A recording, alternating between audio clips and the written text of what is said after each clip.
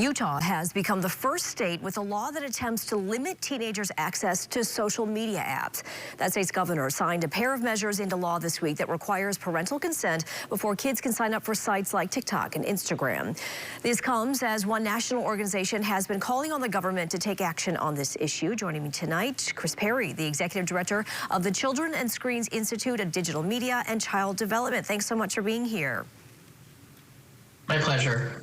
What do you think about this new legislation in Utah? And then what does this mean for the future of children and social media everywhere? Well, the Institute has been steeped in the research about the impact of social media on child development for 10 years. So we're very pleased to see that states like Utah are taking significant strides toward holding big tech accountable for the health and well-being of youth.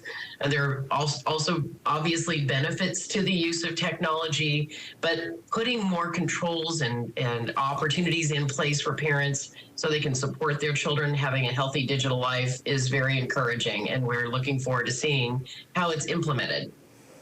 And the overuse of social media platforms really has been called a mental health crisis among teens. Indeed it is. I mean, in fact, the research does show that companies do manipulate and design features to make profit by capturing children's attention and promoting extreme content and encouraging a harmful pattern of usage. So we do know from the research that the companies are putting out products that children can't resist, that parents cannot necessarily intervene and control. So when states like Utah get something over the finish line that shows a real interest in supporting families and helping them with a healthy digital life, we're encouraged. And what do you say to parents who are looking to limit that screen time for their children, who maybe they already have these apps?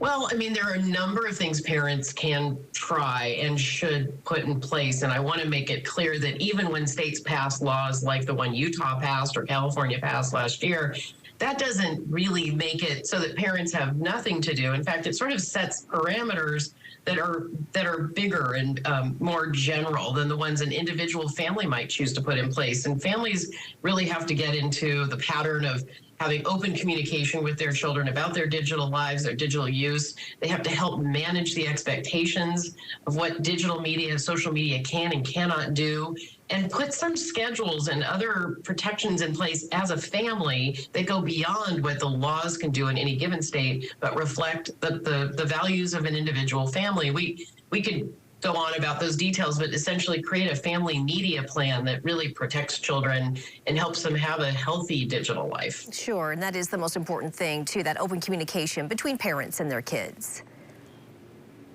It's the key to success. We know that it's a balancing act, and depending on the age of your child, their digital life and their digital needs will change. And we know that young children have very different interests when they're online than, say, teenagers or young adults.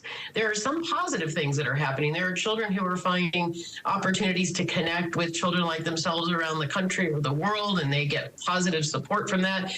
There are also really negative and harmful experiences that children are having from the content produced by algorithms and persuasive design. And I think it's states like Utah and California that are taking a hard look and holding big tech accountable for those harmful products and the negative outcomes that children, millions of children, are experiencing all over the country. All right, lots of people keeping their eyes on this. We really appreciate you talking to us today. Thank you. My pleasure.